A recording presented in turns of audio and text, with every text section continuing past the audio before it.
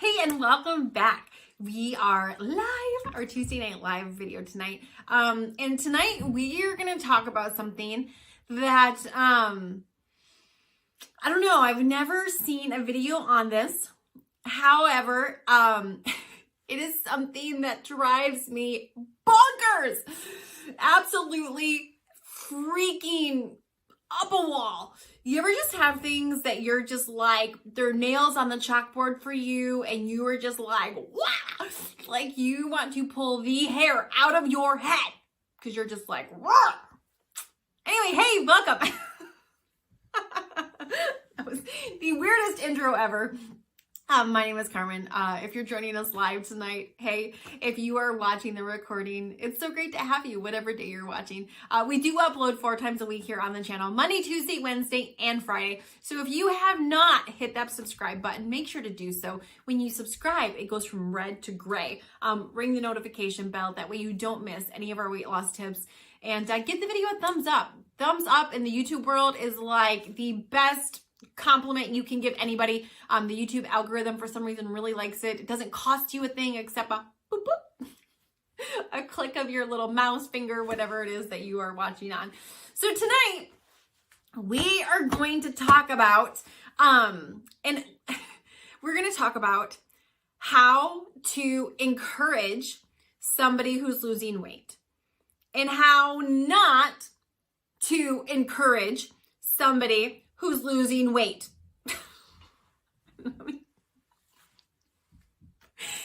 Let me just say, if I get fired up, and sometimes I do, I have a tendency to sometimes sound like I'm yelling, and I'm not. I'm just fired up. And so I'm going to do my very best to stay calm. But look, listen, I spent over a decade at Morbidly Obese. And I was a weight loss failure for that decade. I tried so many different things that didn't work. I was ashamed of the reflection that was staring back at me. I, didn't want to be shopping in the plus size section, but I was. I so desperately wanted to feel normal. I wanted to get rid of the weight. I had seen everybody else's before and after. And after a decade of failing, if I'm being honest, I started to feel like, maybe weight loss success is for those special people, but it's not for me. That my people are just big boned. And I fully bought that lie, hook, line, and sinker, that I was just big boned. And that was just going to be my lot in life, was I was going to carry these extra pounds. And when I would try to lose weight, because I did try to lose weight, and sometimes I would have a little bit of success. I would lose 10 pounds, 20 pounds, 30 pounds, 50, 60, 70 pounds. But no matter how much I lost, I always went and gained it back. And at 288 pounds, I had a lot of weight to lose to go from morbidly obese to healthy. See, it wasn't like somebody who just had 20 pounds to lose. And I'm not saying if you have 161 pounds to lose, that's harder than somebody who has 20 pounds to lose. Because for somebody who, has 20 pounds to lose, that can also seem like Mount Everest. Just like my 160 pounds seemed like Mount Everest. And it takes the same discipline to lose those 20 pounds as it does to lose 160. But my point is when you have a bigger amount of weight to lose, you can't just lose 50 and stop. Because at morbidly obese, if I would have lost 288 pounds, if I would have lost 50 pounds, I was still 233 pounds. I was still morbidly obese. At 288 pounds, if I lost 100 pounds, that put me at 188. I was still obese. And so often I used to look at my, and I think it's important for me to explain this before I get in how to encourage somebody and how to not encourage somebody, because this is important and this is huge. And whether you're watching this and you need to be encouraged, or you wish some of the people encouraging you would just stop because their encouragement is not very encouraging, or whether you're one of those people that is the encourager And, some of you might be doing an amazing job. And after this video, some of you might be going, oh my gosh, I'm totally that not person that she's talking about. And at the end of the day, here's what I'm going to say for this. All the people that encouraged me and meant well, even if their encouragement didn't encourage me, if it did the opposite and discouraged me, I am still in control of my actions. And no matter what anybody says, I still make my choices. So in no way, shape, or form am I blaming my choices on anybody else's words. What I am saying is words are seed. And weight loss, overweightness, let's just talk about that for a second. Being obese, we lose 40,000 people a month to obese-related health conditions. 7 in 10 people in this country are on drugs for obese-related conditions. Obesity-related health conditions is the number one reason for bankruptcy in the United States. I could keep going. I have an entire page here full of statistics. I'm going to just stop with those 3. 40,000 people we lose a month with obese-related health conditions. I'm going to repeat them.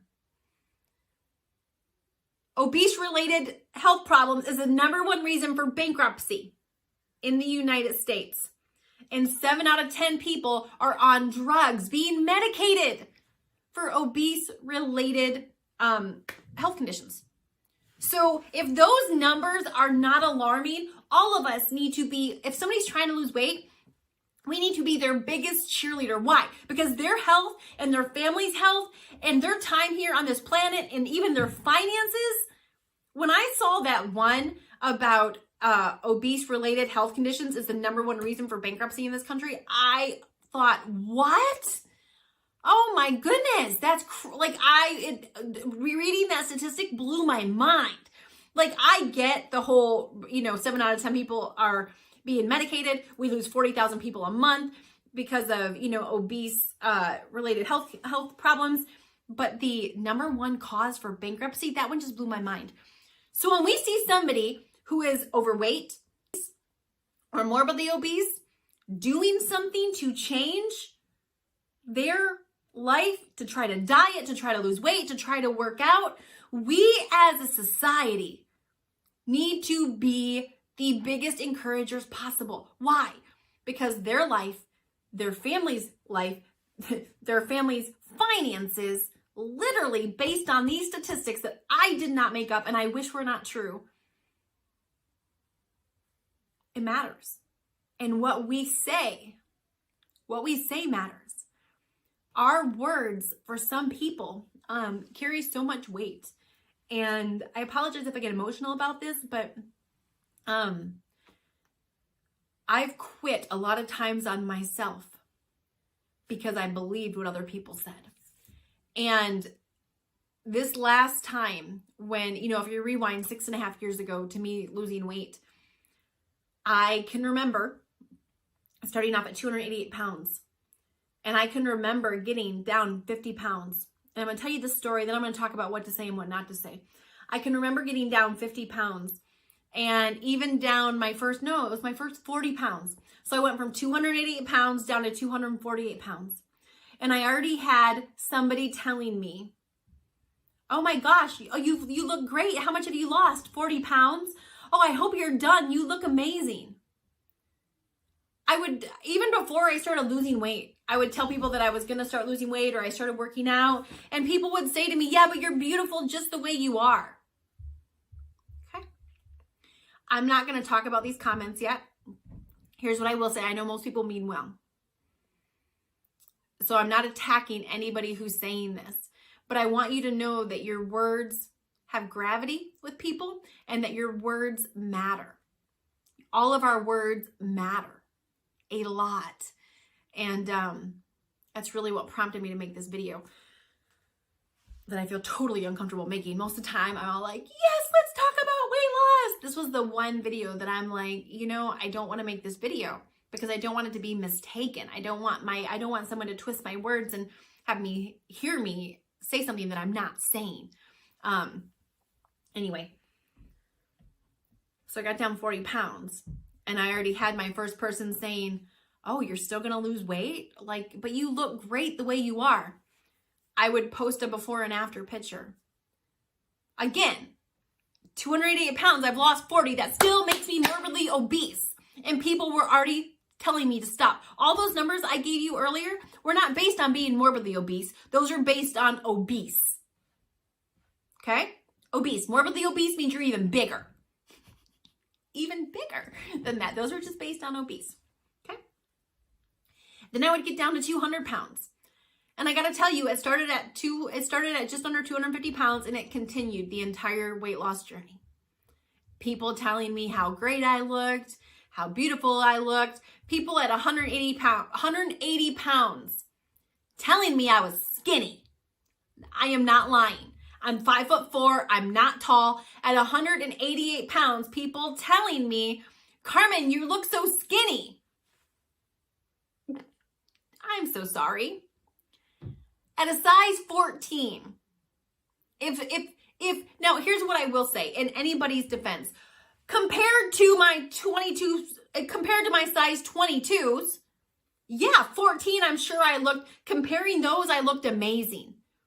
But if someone would have not known me at 288 pounds and they would have met me at 188 pounds, nobody that didn't know me was looking at me going, wow, did you see that skinny girl over there? No. To anybody else who did not know me, I was still obese. And I was not losing weight to go from morbidly obese to obese. I wasn't trying to go from bad to good or worse to better. I wanted to go from morbidly obese to healthy. A healthy weight. You know, and the BMI scale, which is your body mass index, isn't perfect, right? There's been lots of criticism over that for years, and I certainly don't believe that your value is found in a number on a scale. But a healthy weight, like I'm talking a healthy weight, not considered obese, because again, there are people that are super skinny that are unhealthy as well. Unhealthy goes both ways. But being overweight, there are much bigger side effects than somebody that's just a little bit too skinny, if you're with me. And I never had that problem of just somebody that was way too skinny at all. And so I would hear things the entire way. I would post a before and after. And even today, I'm a health coach. So if we're friends over on Facebook, if you follow me on Instagram, you will see me post before and afters. And so often I'll hear people say or see people say, oh, you're beautiful in both. You look just as good before. You looked amazing in both. You looked amazing then, you look amazing now. And I understand that those people mean well. But all you're doing when you say things like that, you're hurting the person who's trying to lose weight. You're giving them information that is not helping them. It's like me going to an alcoholic who had a behavior that was going to likely kill them, maybe lead them to bankruptcy, and have them on medication. And saying, it's okay, I liked you as an alcoholic too. That's great. But being an alcoholic wasn't going to help me live a long life. Being a morbidly obese woman, being an obese woman, look, no one's debating the fact that you like the person or don't like the person. What it's about is, the facts are, as somebody who was morbidly obese, the facts are the facts. We lose 40,000 people a freaking month due to obese-related health conditions. 7 out of 10 people are on medication because of obese-related health conditions. Obese-related health conditions are the #1 reason for bankruptcy in the United States.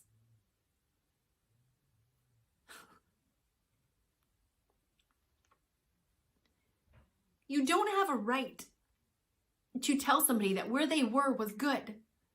when it's not. At 288 pounds, I was on my way to leaving this planet early. I was on my way to leaving my kids long before I should have. I was on my way to leaving my husband as a widow because of my choices. So it's not about, did I look good? It's not about, am I a better human being skinny than I was fluffy? I was a good human being no matter what. The extra fluff on my body didn't make me a better or worse human, but it made me at risk for all these other things. And so when somebody's trying to lose weight and you tell them that they were good enough before, you're now tying their weight to their value. In their weight, yes, they were a good person both ways. They're not losing weight because they were a bad person. They're losing weight because they want a better quality of life. It's not a matter of, did I look good morbidly obese and do I look good skinny? No one's questioning that. They want a better life. They want to live longer. They want to feel better. They want to have more energy.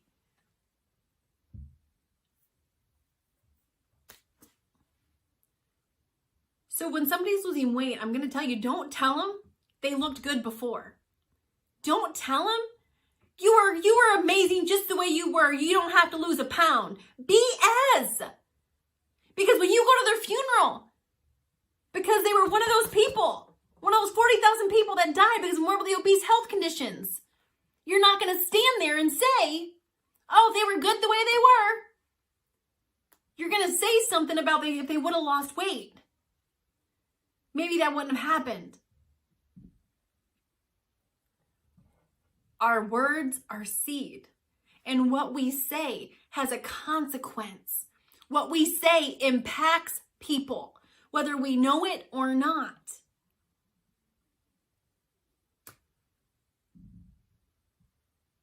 This is way heavier than I thought it was going to be.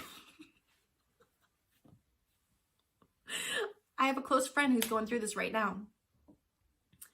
And, when she first started losing weight, I told her, I said, I'm going to tell you right now, you're going to start losing weight. You need to find one person, who you can go to and who can tell you if you're being unhealthy. Because I can remember even getting into a size 8 and people were like, I don't know, Carmen, you're getting too skinny. You're going to look sickly. How can your legs get any smaller? I don't know what I would say. Oh, I got 20 more pounds to lose. I don't know where you're going to lose that from. Oh my goodness. And that's what they were saying to my face. I have no idea what was being said behind my back. I don't need to know. But I would go to my husband and I would say, I asked him at the very beginning, I said, sweetheart, will you please tell me if you see me doing something that's unhealthy and that's going to damage my health, if I get too extreme, if I start to look sickly? And he said, yeah. And starting at 180 some pounds was the first time I went to him and said, this person just told me I was skinny and I know that I'm not. And they told me if I lost any more weight, I was going to look unhealthy. Please tell me they're full of crap. And he was like, keep freaking going. Do not even listen to them. And it went the whole way down. I would go to him and say, hey, have you seen me do anything unhealthy? And he was like, no. Am I looking unhealthy? Am I looking too skinny? And he'd be like, no. But he was the one person, the only one, the entire time who said, and part of the reason was my friends and family couldn't envision it. I was just talking to one of my girlfriends the other day and she said, I know I discouraged you.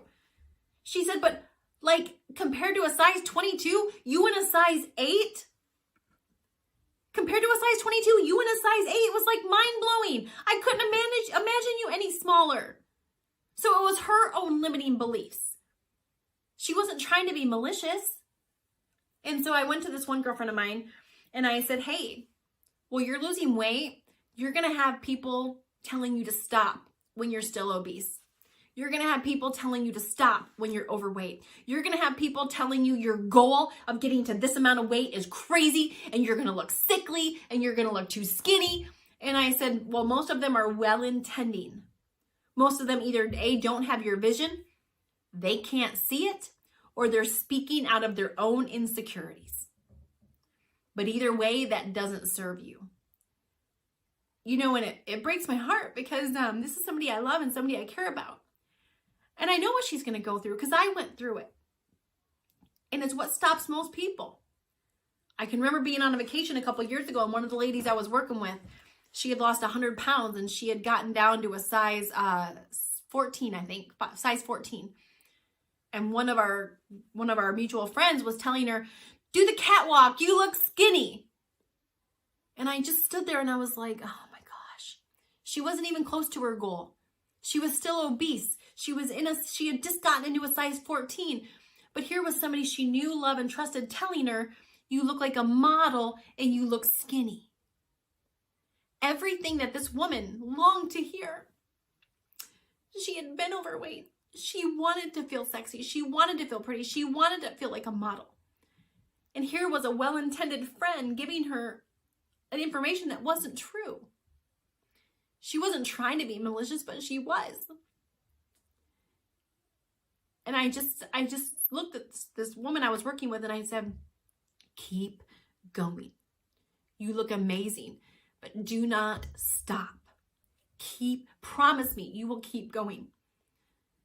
And I know for those of you that are losing weight, you've got to battle through all these voices and you've got to push them down and you've got to drown them out and you've got to be laser focused on your goal. And you've got to know who you are and you've got to know where you're going. And you cannot let the opinions of everybody else stop you because they will. I allowed them to stop me so many times. And this was one of the first times where I asked one person, please be that voice of reason. And if you see me doing something unhealthy, please tell me. And of course, after the fact, when I got down to a size 2, when I won over $100,000 for my transformation, and I was recognized, internationally for how much weight I had lost, and I get accused to my photos being photoshopped on a monthly basis because of the weight loss, then people were like, oh my gosh, you look amazing. I knew you could do it. Who would ever thought you'd wind up in a size 2? Wow. I didn't. Let me tell you, I had no idea. That's when, and even one of my best girlfriends was like, it wasn't until I saw it that I was like, she was right. She did need to keep going. Everything's proportionate now. Because at a size 8, my legs were skinny, but I still had a lot of fluff in my midsection. It wasn't proportionate. Does that make sense? I had skinny little legs, a bigger stomach. My stomach had to catch up with my little legs. And that didn't happen until for me personally, the way my body's built, a smaller frame, a size 2. It's just the way my body is. Yours might not be the exact same. But keep going. Don't stop short of your goal. Don't stop short of your vision because what other people say. Remind yourself of the truth. Just like when I was 188 pounds and someone told me I was skinny. Everything in me wanted to believe it. And yes, was I skinnier? But I don't even like the word skinny and fat. I'm all about being healthy. I want to be the best, healthiest version of myself. And at 188 pounds, I still wasn't healthy. I still wasn't, and a last example I want to give, I can remember after I got married, my wedding dress was a size 24. And after I got married, I wanted to sell it. And even my husband asked me, he's like, babe, are you sure you want to sell that? Because so often moms have dreams, and I certainly did as well, about having a wedding dress and being able to pass that onto my daughters. Daughters, I have 2. And he said, are you sure you want to sell it? And even so, my girlfriends, why would you sell your wedding dress? Don't you want your daughters? No, I don't. My wedding dress was a size 24. And I don't want my daughters to ever, I will love them no matter what. Whatever choices they make with their body does not change that I am their mother and I am there for them. but I do not want them to live under the burden of weight and all that comes with it like I did. So no, I will take them shopping and we will buy them whatever dress they want. I do not, over my dead body, do I want to set them up for this vision of wearing their mother's size 24 wedding dress. No. HE double hockey sticks. No. No. So just be careful. If you're somebody who is encouraging, be careful what you say. Think about it before you say it. And if you're somebody who's on the path of losing weight, look, you've got to know where you're going. You've got to know who you are, what you are, and why you're doing what you're doing. Because when you know why you're doing what you're doing and you know where you're going, what everybody else says matters less. But when you are losing weight and you are doing it for the opinions and the approval of everybody else, you will get sidetracked every single time. So anyway, sorry about the emotional mess tonight. Lord have mercy. But hopefully you heard my heart. And yeah. So if you haven't subscribed yet, most videos are much more upbeat than this. Make sure to hit the subscribe button and check out some of our other videos. We, on a up note, we have a really delicious protein-packed 800-calorie pizza for the whole thing. I'll link that down below. So if you're looking for a good pizza recipe that has no cauliflower in it, every time I see someone saying healthy pizza, somehow cauliflower shows up. No cauliflower in this pizza. But anyway, I'll link that healthy 800-calorie pizza with lots of cheese, sauce, and pepperoni down below. So make sure to check that out. And we'll see you on the next one.